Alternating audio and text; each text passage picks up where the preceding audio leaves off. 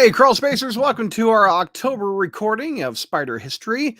And you can't have Spider History without JR. What's going on, JR? How are you, sir? Happy fall, everyone. No doubt. Do you have the pumpkins out? Do you have the goblins out?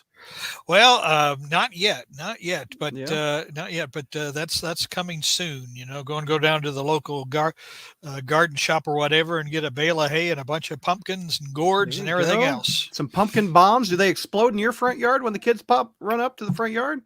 And you No, peek out and no. go on, you can't want candy bar, or you do your Norman or whatever. Yeah, I was about to say, they come to the doorstep, and I do my goblin laugh or whatever and scare them off. Scare the hell out of those kids.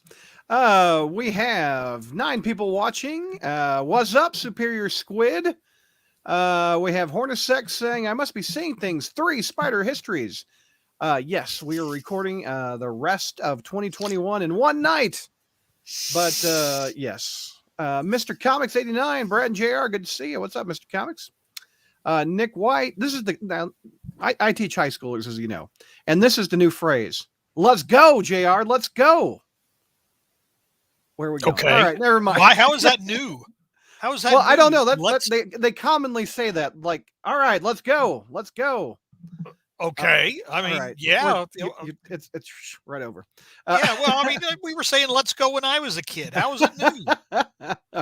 We got Mr. And you know how long ago that was. JR recommends exploding pumpkins for Halloween. Yes, he does. Absolutely. Little boogers come up to the front door expecting trick or treat, and boy, they're going to get a trick. Hornacek says the kids in JR's neighborhood know better than to prank his house. Yes. Trayvon, what's going on? Hello, Spider fans.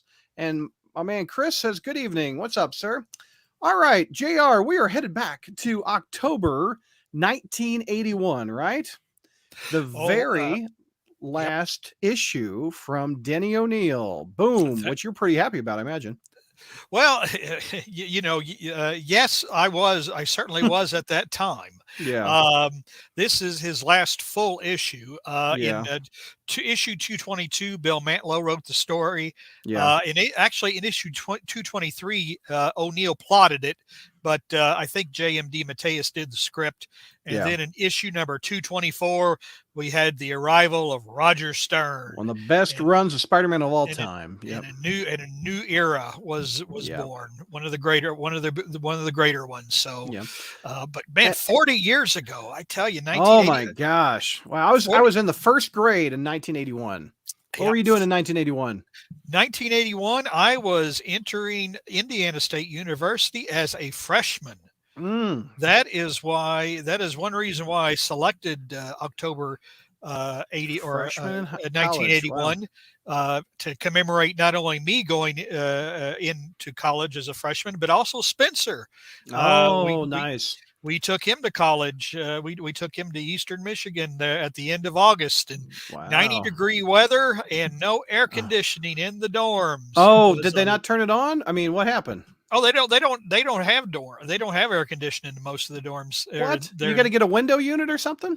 I don't even know if you can open the window. We tried. Dude, you're paying that much money. They don't have HVAC. What's going on here? Are you kidding? Wait, where have you been? We didn't have I didn't have air conditioning when I was in college.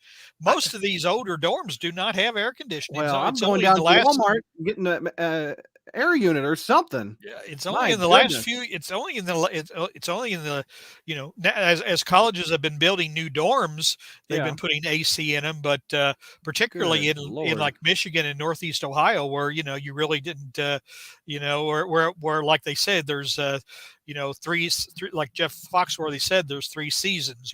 There's almost winter, still winter, and construction. Yeah. So wow. So Ramrod, who I don't remember. Hornacek says another crisis on campus. How dangerous is ESU?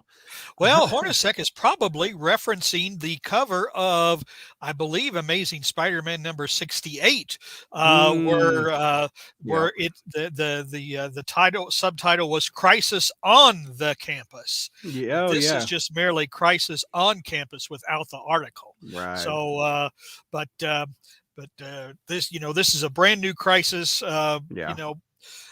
Made even more critical by the writing of the alleged writing of Denny O'Neil. Because for those of you who might have read Jim Shooter's blog from when he was actually updating it years ago. He didn't have a whole lot of positive to say about Mr. O'Neill, who is a comics legend. Undoubtedly, not at Marvel so much as he is at DC. But and you won't hold it against him. He's from Missouri. Well. But his time on Spider-Man, again, someone just must have been giving him a job. But his job lasted on Amazing lasted only 14 issues, and Jim Shooter has alleged that he might not even have written all of those stories. Wow, so that's too bad. That he farmed them out to interns. But Mr. O'Neill is no longer with us, so he can no longer. Right. And you know what? I was close to interviewing him, but I just got to it too late. His people said he was not up for interviews and kind of sick. Yeah. So I should have done that a little earlier, because he doesn't ever talk about a Spider-Man run hardly at all. From what I understand, he never liked the character.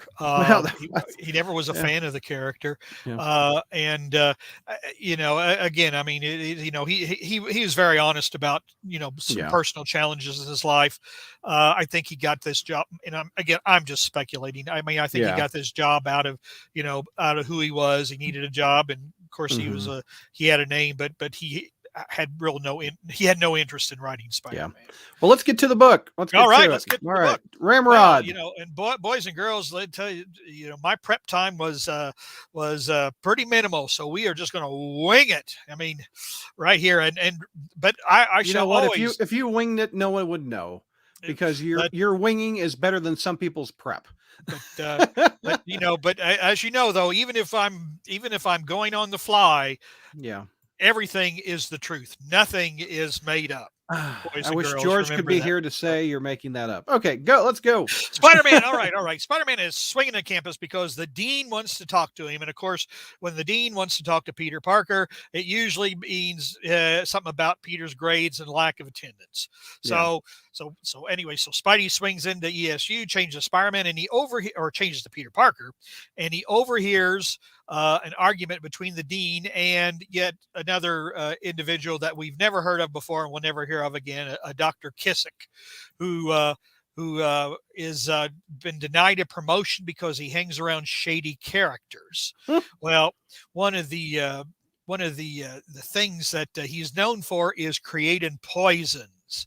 And of course, that happens to be what his old buddy Ramrod is there visiting him at ESU 4. What a goofy looking Ramrod guy. has a steel plate apparently in his head. They stole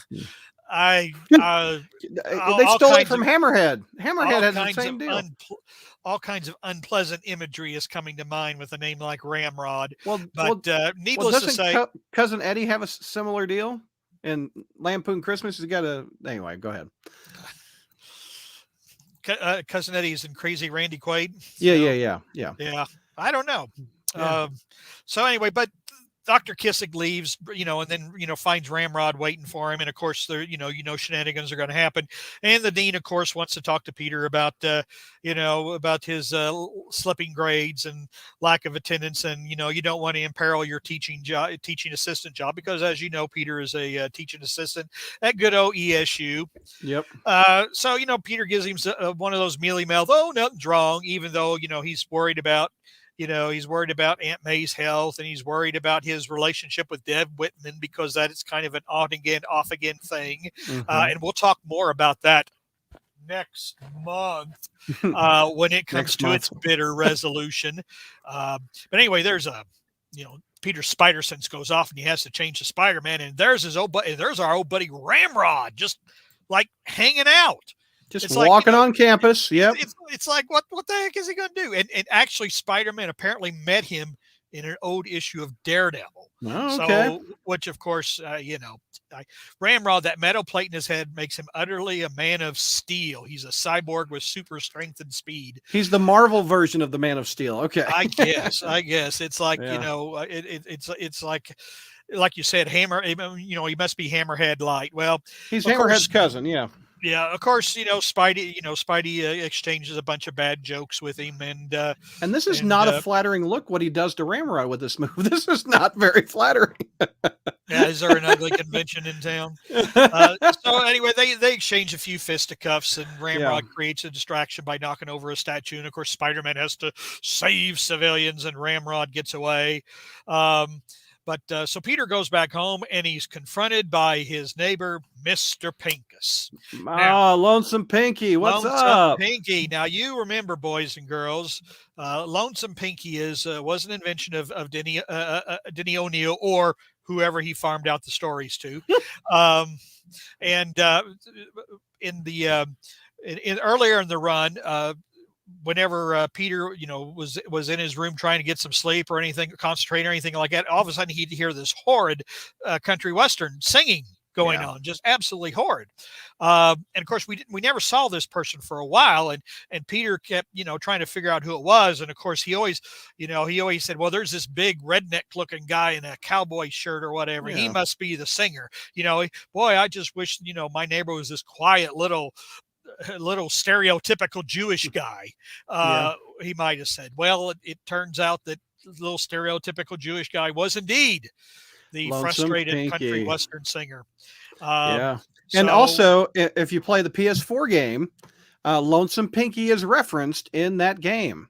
He is? He is. I even recorded it, a little clip, and Peter is searching for Black Cat or something, and he talks about Lonesome Pinky. So that's a deep cut on the video game. Yeah. Wow. Man, I tell you, sometimes they really do their homework. I tell you. They do. I was impressed. So anyway, occasionally you'll see me eating, boys and girls, because my duty to you exceeds self-care. Okay. What are you eating? Did you get some takeout or what is it? Yeah, Chinese takeout. And for the first time, naturally, the first time they were actually late. So what does JR order from Chinese? What do you get? Chicken and mushroom. Oh, there you go. That sounds chicken. good. I was like sweet and sour chicken, but go ahead. Yeah. Back to the Ramrod. Anyway, back to Lonesome Pinky says, Peter, I got a gig at Mickey's Bar, and here's a ticket. Why don't you come? And Peter's going, oh God, do I have to? But Peter's a nice guy or whatever. So it's something you don't often hear Peter Parker going to as a country bar. That's kind of fun. That's got to be the first. Well, the thing is, does Peter drink? And that has been it's like different writers have suggested different things whether or not Peter drinks. Adam, Lonesome Pinky, the movie coming from Sony in 2023. Yes. If Sony thinks they can make a buck, I imagine they will do that. I was about to say, but if we're going to get a Craven movie and the glass ceiling movie, and don't give him any ideas, okay? Don't give him any ideas. Hornacek says I should include clips of Crazy Chris singing Lonesome Pinky songs from that episode years ago when Chris did that. Man, I remember Chris that. I remember those. Yep. So anyway, so we're back at Ramrod and Dr. Kissick, at ESU, and there's an exchange. Ramrod gets some poison because that's Dr. Kissick's specialty, and he's going to go to Brooklyn. This is where Mickey's Bar and Grill is in Brooklyn. And he's going to settle a score. And you just wait until you see what Ramrod's motivation for this is. I can't wait for this. Oh my Lord. It's like, so anyway, so Peter goes, he's going to humor Mr. Pincus. But when he gets there, he finds Deb Whitman and the Biffer. Biff Rifkin. What's up, Biff? Now, as you know, of course, Peter, Peter, I always, next month we'll talk more about this, but I always did like Deb Whitman. I really did. She's crazy, dude. You like crazy chicks? See, well, that's part of the problem. But again, Brad, next month, you're distracted. November Spider History. Yeah, November Spider-Man. So anyway, but Deb was a nice girl, but Peter needs a strong woman to keep him on his toes. Someone who's a little weaker personality or whatever, he tends to run over. And he didn't treat Ms. Whitman very well, so she started seeking company with Mr. Rifkin, who she knew back from her days in the Midwest. I love this panel of, you don't see Peter Parker sitting at the bar very often. Look at that. Yep.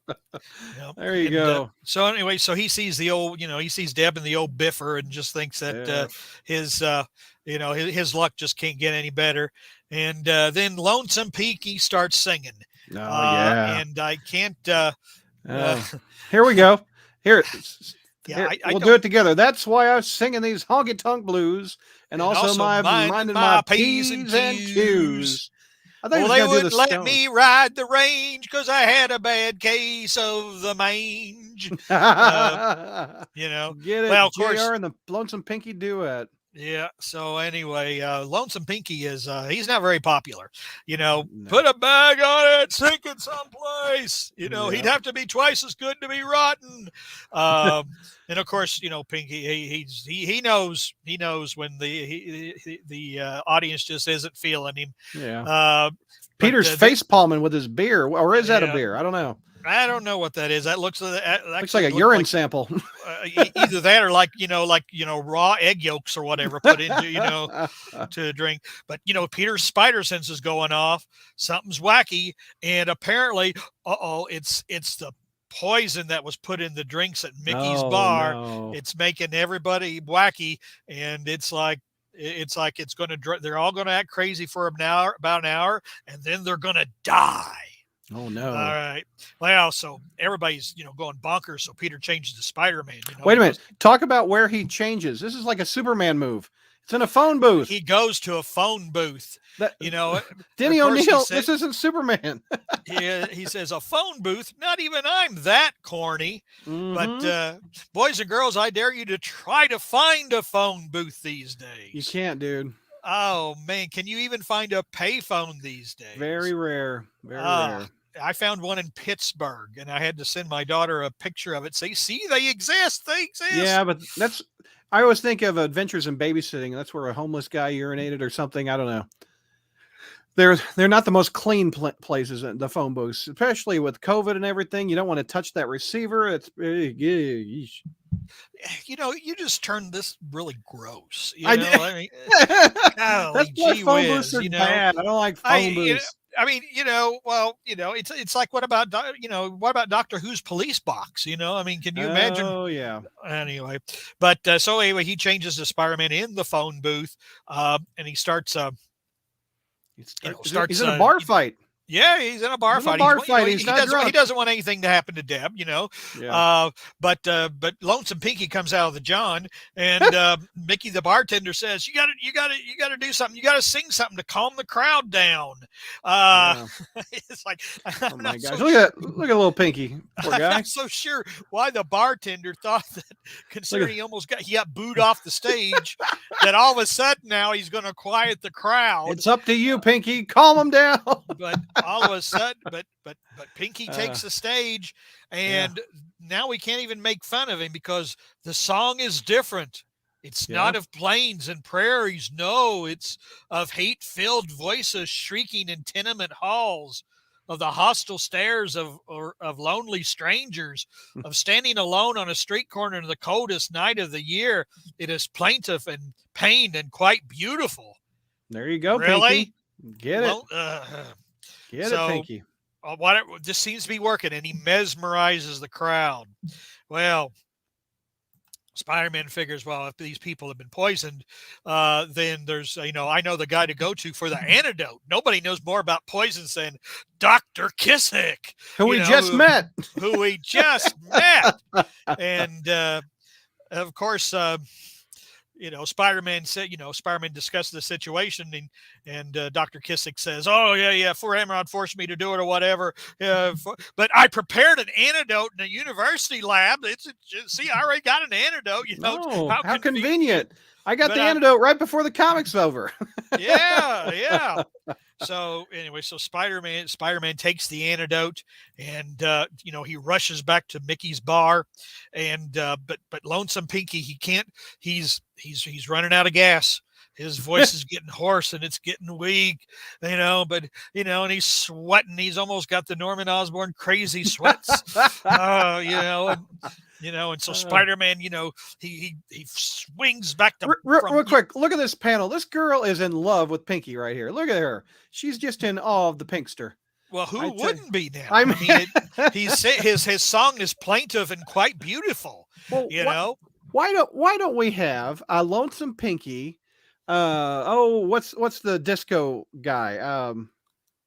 Hypno Hustler Why don't we team up Pinky and the Hypno Hustler? Wouldn't that be a fun story? There's a mini series that there. might I was about to say there's a mini series that might be tempting to buy, and it certainly would probably be a lot more fun. What would it be called? Hypno Pinky. That's what it could be called. You're under my control. Okay, never mind. What's up, Vigman? He just yells Brad. Who was the artist on this issue? Vinkman. Wait a minute. You said Brad. Don't you want to say hi to me, Vinkman?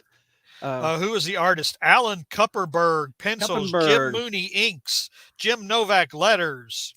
We got Tim over on YouTube says, Pinky, play something. Unite the crowd against you. And Adam says, Lonesome Pinky became Marilyn Manson. And Hornacek says, next Marvel Legends figure, Lonesome Pinky. Adam says, Tom DeFalco was the editor and he allowed this issue to happen. Oh, man, Tom. It's not. Yep. It's not awful. It's not awful book. But anyway, go ahead, JR. Well, yeah, and actually we'll kind of talk about that in a little bit. Because as you know, the Denny O'Neil era has always ranked pretty low. Yeah, you hate it. But there's this reading this, and thinking about recent years have caused me to re-examine things a little bit, which I'll get into a little bit later. All right, cool. But anyway, so Spider-Man gets to the bar with the antidote, and well, you're welcome, SoFlo. I have no idea what you're thinking of me for, but you're welcome anyway. He'll take all the compliments. Yes. I'll take it all. But there's Ramrod waiting for him at Mickey's bar. Ramrod, because Ramrod runs his revenge, and he's a big Pinky fan. And Spider-Man said, so you're the one who poisoned the crowd inside. It wasn't Ronald Reagan, chump. Where does he, what panel is that? What does he say that? Well, it was it's the one I just had. It says Ronald Reagan. Oh my gosh. Okay. And here's the motivation. All right. Okay. All them punks deserve it for supporting that cruddy excuse for real country music. I told the owner himself where he could find a real country singer, but the bum wouldn't even give me an audition. Oh, Ramrod's a country singer. Okay. And that is his motivation, because he's a frustrated country and Western singer. We like both kinds of music, country and Western. Thank you, Blues Brothers. Okay, so what would a Ramrod song? What would one of his songs be? Well, I probably nothing that I feel I can sing at the moment without getting demonetized or censored or whatever. Oh, what happens? What happens when you play a country? Yeah, what happens when you play a country music song backward? You get your wife back, your best friend back, get the dog back, and you're sober. Hornacek says this would have been solved in American Idol in 5 minutes. Tim says he's going to create a Spider-Man era that JR will forever rank as the worst. The Dan Slott, hold my beer. Yeah. Tim, if you go back, Tim, JR has reviewed the whole Dan Slott run. We've been doing this podcast for 15 years. I know. So, yeah, man. And it's aged me considerably. I mean, I've lost my hair. It's gone white or whatever. However, Brad in reverse. Brad looks exactly the same though as he did 15 years ago. Mr. Comics has the answer, JR. Ramrod would sing I came in like a wrecking ball, like the Miley Cyrus classic. There you go. That's pretty good. That's like pretty good. I tell you, I don't even know why I'm doing Spider history. You people are just so much more clever than me. You're just coming up with it so quickly. They came prepared. Maybe it's because when George is here, he intimidates everybody. But when George is gone or whatever, everybody just they feel free. Free like a bird. Yeah. Adam would have loved a Spidey kick butt article in the Slott years. And Tim has been admiring JR since 2002. Good grief. Oh my Lord, that's Tim. How old are you? Good heavens. Tim. Oh. Wait a minute. I think I recognize that name. Tim Byrne? It's John's cousin. Don't do that to him. Now, John Byrne. Apologize to him. I am very sorry. It's Howard Mackey's cousin. No, just kidding. Right. Anyway, so basically we have your typical superhero supervillain fight. Well, not really, JR. Spider-Man kicks his butt, literally. Look at that. Yeah, but it takes him how many pages? Well, yeah, it takes him how many pages though to do it? Yeah, Spidey kicks butt. There we go. That should have been my logo. There's your logo. Spidey kicks butt. Oh Lord. Oh Lord. There we go. If it ever returns, there's your cover. There's the logo. Spidey kicks butt right there. Oh my heavens! You know, although you would think if I bring it back, I would come up with a lot better name. But, no, you look like a ramrod. Oh my Lord! So anyway, we have basically what 5 pages of fighting. Gosh, Spider-Man can't put this guy down in a one. But Spider-Man finally is able to. Oh my God! He's finally able to defeat him by turning on a look at this magnetic a crane with a magnet at the top, and he forgot about that. Boy, and look at him, goes, "Hey, my head!" That's hysterical. Anyway, we got but Lonesome Pinky now he can't sing anymore. He's like James Brown. He's getting ready. He needs a cape on him. But Spider-Man comes through with the antidote, dumps it at all the drinks, saves everybody, and Lonesome. But the real hero, Lonesome Pinky, is standing alone and unappreciated. No, and then Denny O'Neil walked out of the bar. Yeah. And Lonesome Pinky, that was except for one panel during the Stern era where Lonesome Pinky defrosts his refrigerator and brings over some food for Peter. This is the last appearance. Never seen again, except mentioned in the PS4 game. But boys and girls, there's something else special in this issue. What's that? It's the Hulk versus the Fumi Goonies. Oh, hold on. Fruit pie ad. Oh, hold that up. Let me see that. Oh, I remember that fruit pie ad. All right. Is that the one where? No, he doesn't take on a biker gang and kill him, does he? Oh, this looks like Fidel Castro is attacking the post office. That's exactly what it looks like. But of course, Bruce Banner's there to, he's there to mail some letters or whatever, and then Fidel Castro comes through, and it's the guy with the beard and the hat and everything. So Fidel Castro comes through. Banner changes the Hulk. You make Hulk angry. Hulk squeeze you into size of envelope, then mail you through out of town slot. Hulk knows about the postal system. Give him our hostess fruit pies. Oh, and of course, the terrorists say, we surrender for fruit pies. Don't you all? Here, we got a couple comments. Tim says Australia had a Prime Minister, Paul Keating. In his youth in the 60s, he managed a band literally called the Ramrods. There you go. His namesake, Timothy Burns, was MJ's brother-in-law. Adam suggests that Spidey Kicks Butt panel should be on the collected edition of Spidey Kicks Butt hardcover. And Hornacek yelled, "Magnets, my only weakness for Ramrod." I wonder if we ever saw Ramrod again. We're probably better off for it. Probably are. SoFlo says that issue is better than the last ASM issue 74. Whoa! Hey, SoFlo, we're reviewing it next week. I got it right here. We're going to talk about it next week. Yeah, don't get us started. So we will. We're going to start on it. Okay. What do you want to do next? You want to do spec or? Hang on. Oh, sorry. Yeah. A little epilogue here. Little epilogue here is, as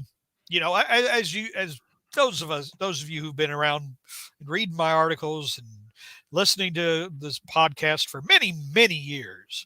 I've always expressed a certain amount of contempt for the Denny O'Neil era, particularly because it gave us the character of Madam Web, who I've always despised, and the giant Sandman, Hydra Man monster, among other things. I kind of like that guy. I don't know, but I thought that was fun, and I like the Submariner fight too. But the thing is, though, kind of looking at it with a different perspective, because I remember writing my 10 worst articles, my 10 worst stories in the late 90s, and the debut of Madam Web was one of them. But looking back, I'm thinking, was any of Denny O'Neil's stories worse than a lot of like the early web of Spider-Man?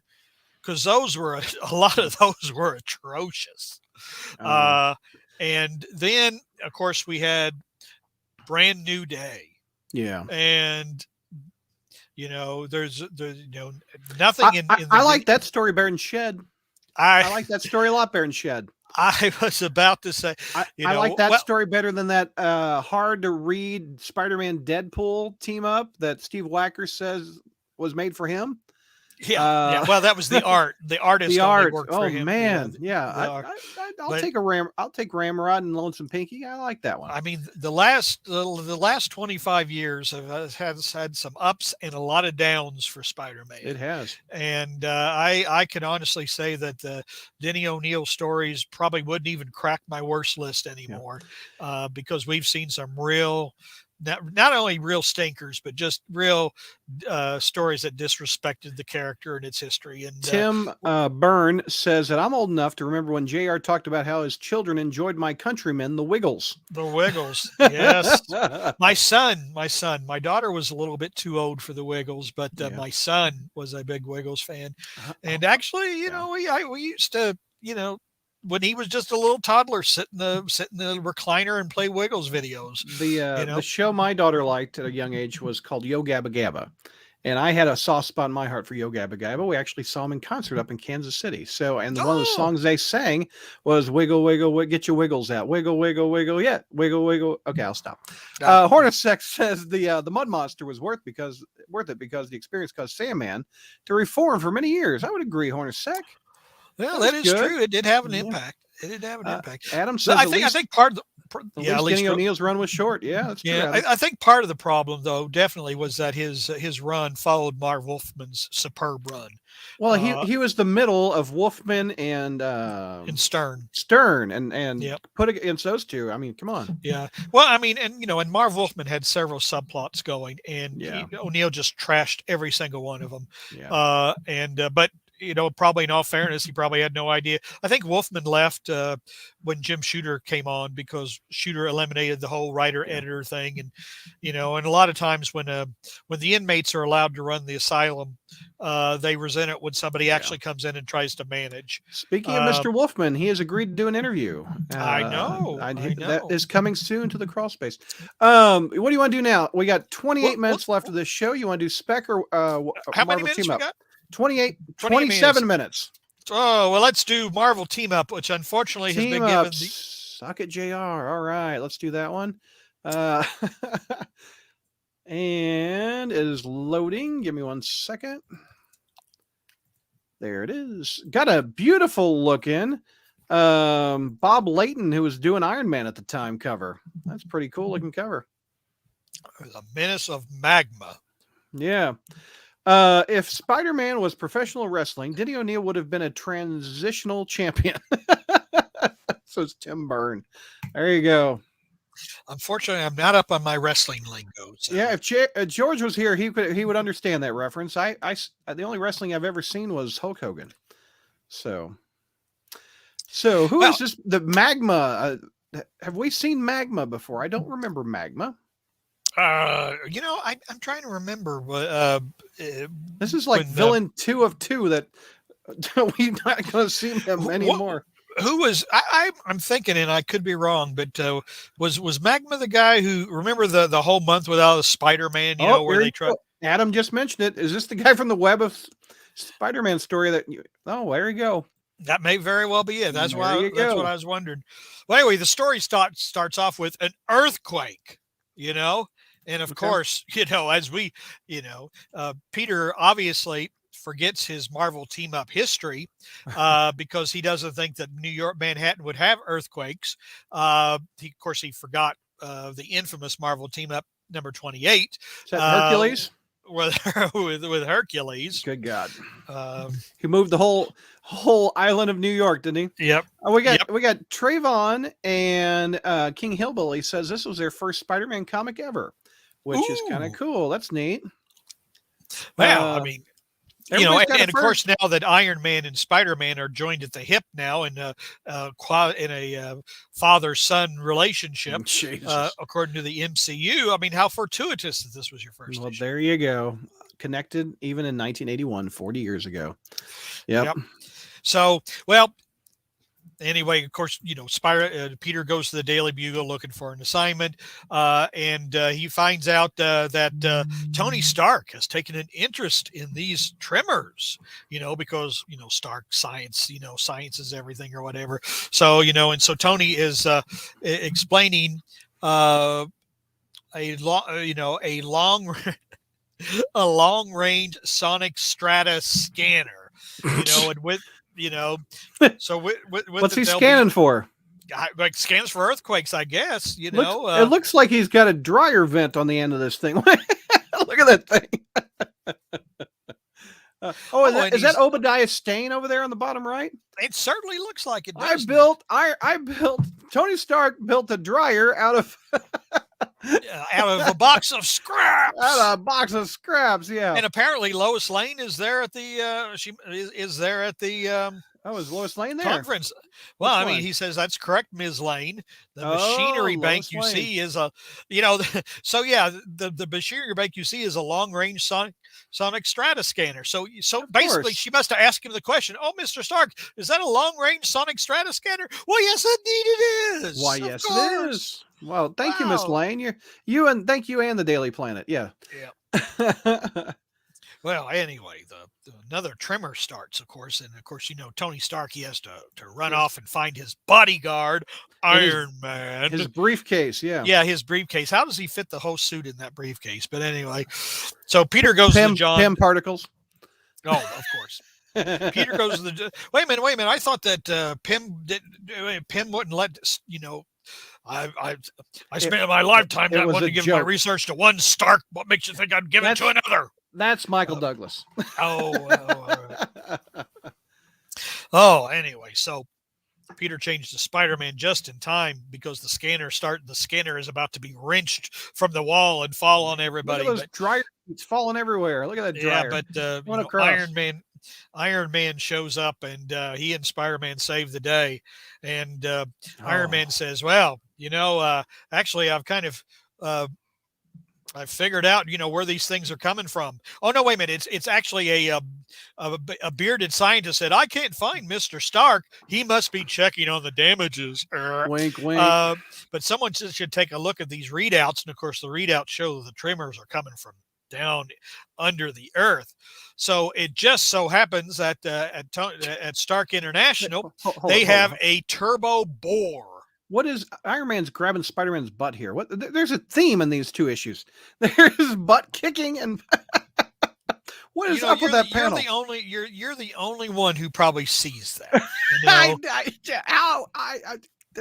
Are those roller skates on the bottom of this Stark suit? I don't know. Anyway, go ahead. Now it's sort of, now that you've talked about butt grabbing or whatever. This is like two issues. Now we can't.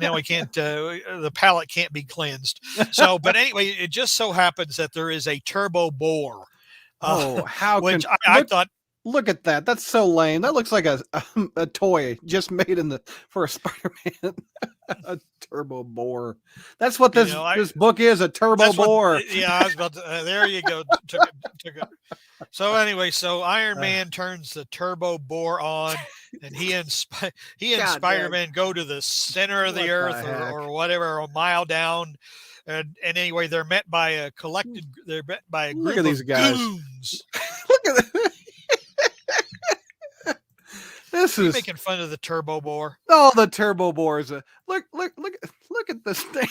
It looks like Dig Dug. I mean, come on. Come on, Spider-Man. We must go in the turbo bore and go down and get this dude. Oh my gosh, this is too much. So they fight a bunch of punks and punks. Hold on. Where's the punks? Where's your punks? Yeah, there's the punks. There's the punks. There they are. Yeah, there they are. There they are. The mini magma men or whatever. So excuse me, the what? Mini magma men, I guess. Okay, that's hard to say. Well, between the noxious gas that magma emits, That knocks out Spider-Man, and then he shoots Iron Man with hot lava, and so they take our hero. Magma takes our heroes prisoner, and this is the only guy that can beat Tony Stark. There he is, Magma. Yeah. There he is. So he's got he takes Iron Man and Spider-Man captive and keeps the Iron Man I don't know if he's magnetized or electromagnetic or whatever. He's magmatized. Yeah, there you go. But look at old Spidey up there, just chained up, got some gas around him. Yeah, he's grief. Magma is continuing to expose Spider-Man to his noxious gas, which I suppose is better than the internet gas from the grandpa's internet gas from that new hero screensaver or whatever in the new Warriors that still has yet to be published. Well, apparently Magma's all been out of shape because he used to own a mining company and then it got closed down. So now he's basically gonna bring New York crumbling down out of revenge. So he goes and he threatens Mayor Ed Koch, who apparently is still the mayor here 40 years ago. But of course, Spider-Man and Iron Man escape, and they go back up to the surface and confront Magma. Spider-Man fights the goons, and Iron Man and Magma shoot little lights at each other and bounce, lights at it, zap each other with lights. And then Magma flies into a volcano and dies. Theoretically. Wait a minute. Hold on. We got to show the pictures of this guy. Okay, I'm going to get you, Iron Man and Spider-Man. I'm going to fly. Why does he fly into the volcano? I don't know. He's like, Ed Koch is happy, but Ed Koch is happy. Spider-Man's happy. I mean, he's just happy the damn book's over. And boys and girls, once again, that was another classic one and done. Marvel Adam says Iron Man looks wasted. Well, he probably was. Mr. Comics, Magma dies in a volcano. What's next? Hydro Man drowns. I mean, dang, a volcano. He has one weakness, dude. He's Magma. He's not dead. Yeah, I was about to say. I mean, that would be kind of like energizing him, right? I know it's a power up. Hornacek says, "Why isn't the Mole Man in this issue? Because he's smart." And they should have done this in Spider-Man Homecoming. Spider-Man and Iron Man versus Magma. Is the Turbo Bore really a disguised drill machine or the green machine from the Dukes of Hazzard episode, The Return of the Green Machine? That's a deep cut there, Matt. Not one of David Michelini's best. Magma's only weakness is magma. And according to the Marvel Wiki, Magma has 6 more appearances. See, guys? He's not dead. Spider-Man and Iron Man did not kill the dude. Well, no, they didn't. He flew into the volcano himself. I mean, yeah, he's better. He knew. Okay. I mean, basically, it's like every other Marvel team up or whatever. It's like you only have one issue, and then by about either page 18 out of 20 or 20 out of 22, the villain realizes that there's only 2 more pages left, so they got to do something drastic. They got to wrap it up quick. They got to wrap it up. So Magma flies into the volcano in order to wrap up the Marvel team. Kind of like what we're doing with this episode. We got 15 minutes left to tackle. Spec 59. We want the Peter Parker Spectacular Spider-Man. Well, yes, this is by our old friend Roger Stern. Nice. And the story starts off in California, which 40 years ago was not burning to the ground like it has been in the last few years. Mm-hmm. Anyway, so there's this documentary narrator and producer who wants to have a show about Spider-Man, and he needs new footage of Spider-Man. And so he calls in his camera crew. He says, "I want you to go get some new film of Spider-Man." And instead of get me pictures of Spider-Man, get me film of Spider-Man. Yeah. And so one of them says, "Oh no, we blew our budget when you went looking for the Loch Ness monster," or they don't call it the Loch Ness monster. I'm not sure what they call it, but then it turns out that one of the cameramen has a very familiar looking guy. Says, "No, wait a minute, I know where Spider-Man hangs out. I know where we can get film of Spider-Man." And so so the producer sends them on their way. And of course, this turns out to be none other than Martin Blank, AKA the Gibbon. The Gibbon! One of the stars of the Nick Spencer run. The issues. Wasn't he in the issues? He wasn't in the lure issues, but he was in the issues. So stands for hunted, right? I think is what that I don't know. Yeah, and for the Nick Spencer run, 100 issues and 50 of them had stories. But anyway, I digress. Hey, look, Spider-Man's talking about Lonesome Pinky here. Yeah, he references. That's what I liked about the three books. They referenced each other. Yeah. Yeah. I mean, there were always like little editors' notes and things like that, which they of course tried to pretend it was one universe. Yeah, it's cool. Yeah. Which, of course, that alienated new readers, because, in the Quesada era, of course, we didn't want to do that because that was so, we didn't want people to feel that they had to understand continuity or else continuity was too hard for them. Heaven forbid you should spend $150 a month on Spider-Man comics. That'd get you all 3 issues, Spec, Team Up, and Amazing.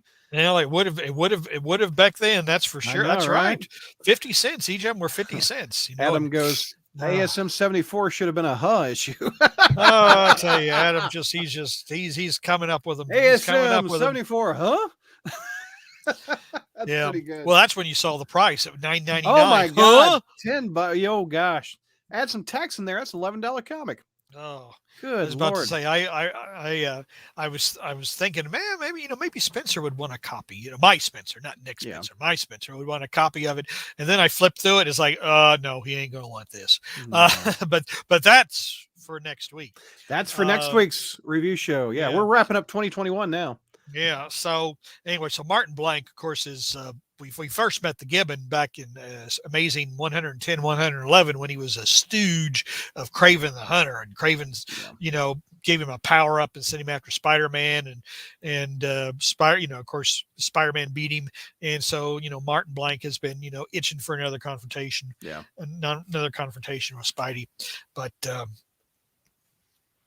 But the thing is, we got a mysterious mastermind here in this issue, none other than in the debut of his new costume, the Beetle.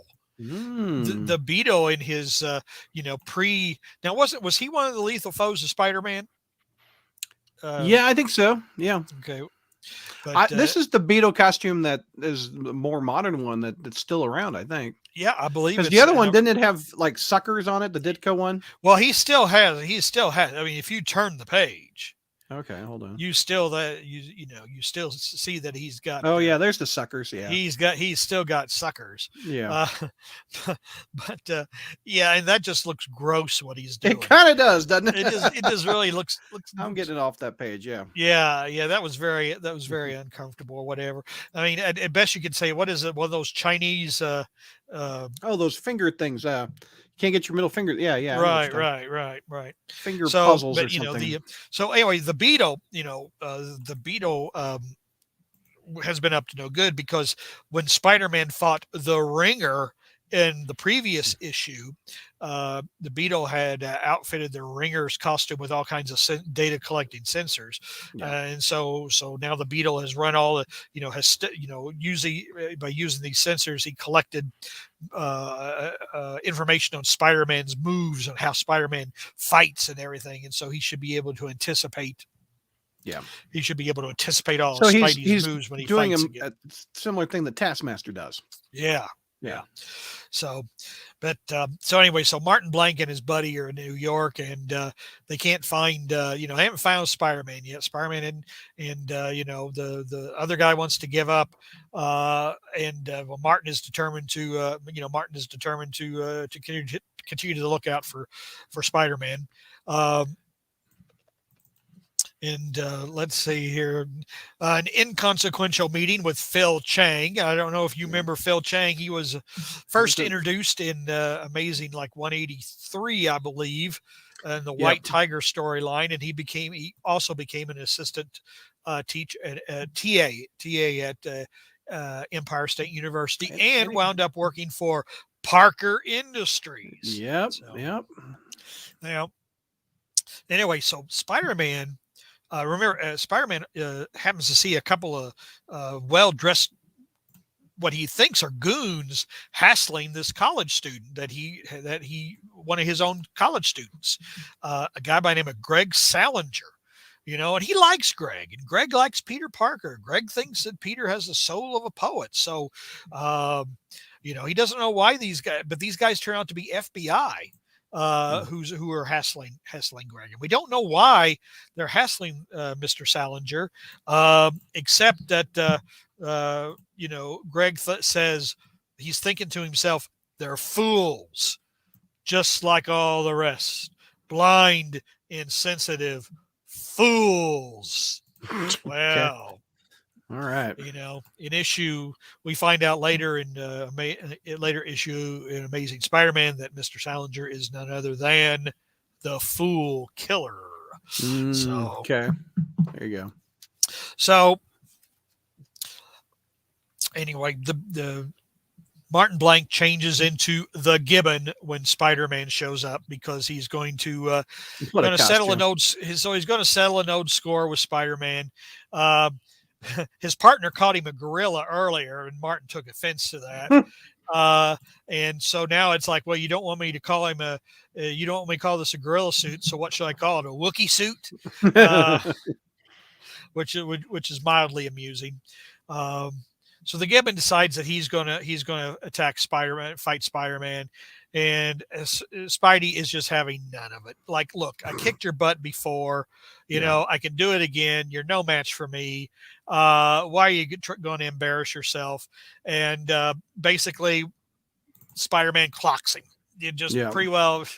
But unfortunately, he was distracted by Martin, and so the Beetle is able to get the drop on him and brings down a wall on Spider-Man. So while saving the Gibbon, Spidey is hit by the pretty good hit, like a ton of bricks. No, there you go. He got his butt. He got his butt kicked. His butt grabbed, and now the wall hit him on the butt. You're the only person who saw that. And it looks like the Beetle has got the drop on Spider-Man. And this could be the end for our hero.